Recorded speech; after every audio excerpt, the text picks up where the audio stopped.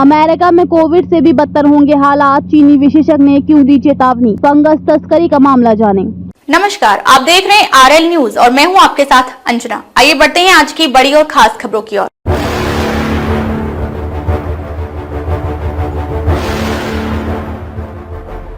America में रह रहे चीन के एक शीर्ष विशेषज्ञ ने चेतावनी दी है कि अगर अमेरिका सावधान नहीं रहा तो कोविड से भी बदतर स्थिति हो सकती है। ये चेतावनी तब आई है जब कुछ दिनों पहले 2 चीनी वैज्ञानिकों पर अमेरिका में एक जहरीले फंगस की तस्करी करने का आरोप लगाया गया था। 33 वर्षीय यूनकिंग जियान और उसकी प्रेमी जुनयोंग लियो ने कथित तौर पर अमेरिका में फ्यूसेरियम ग्रैमिनियरम नामक एक फंगस की तस्करी करने की साजिश रची थी, जो गेहूं, जौ, मक्का और चावल की बीमारी हेड ब्लाइट का कारण बनता है। अमेरिकी राज्य विभाग ने कहा कि वैज्ञानिक भाषा में इस फंगस को संभावित कृषि आतंकवाद हथियार के रूप में वर्गीकृत किया गया है। ये फंगस हर साल अरबों डॉलर का नुकसान करता है। ये मनुष्यों और पशुओं में उल्टी, लीवर डैमेज और प्रजनन संबंधी दोष का कारण बनता है। इस जोड़े ने पहले चीन में फंगस पर काम किया था। इस मामले का जिक्र करते हुए चीनी मामलों पर अमेरिका के शीर्ष विशेषज्ञ गॉर्डन जी चोंग ने फॉक्स न्यूज को बताया कि दंपति की कार्रवाई अमेरिका के खिलाफ युद्ध छेड़ने के समान है। चोंग ने कहा कि अगर अमेरिका चीन के साथ संबंध तोड़ने जैसे कठोर कदम नहीं उठाता है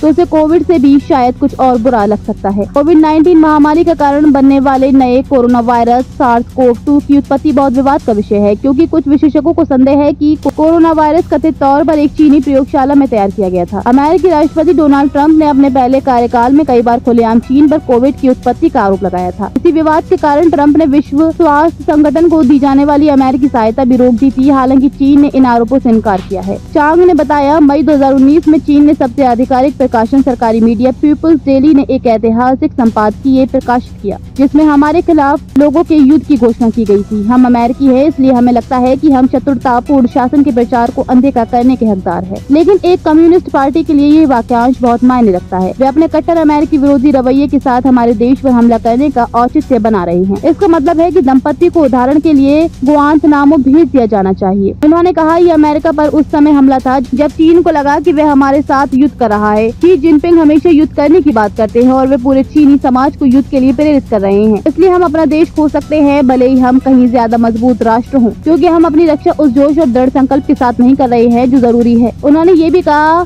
हमें इस संदर्भ में रखना होगा 2020 में सभी 50 राज्यों में अमेरिकियों को चीन से ऐसे बीज मिले जो बिना मांगे गए थे। मुझे लगता है कि ये अमेरिका में आक्रामक प्रजातियों को लगाने का एक प्रयास था और फिर इस साल ऑनलाइन चीनी रिटेलर टीमों ने अमेरिकियों को बिना मांगे बीज भेजे। अब तक के लिए बस इतना ही। फिर मिलते हैं कुछ ऐसी ही बड़ी खबरों के साथ। तब तक के लिए नमस्कार और देखते रहिए आरएल न्यूज। ऐसी लेटेस्ट अपडेट पाने के लिए हमारे चैनल को लाइक, फॉलो, सब्सक्राइब करें और बेल आइकन दबाना ना भूलें। अगर आप हमें फेसबुक, ट्विटर या फिर इंस्टा के माध्यम से देख रहे हैं तो हमें कमेंट जरूर करें। धन्यवाद।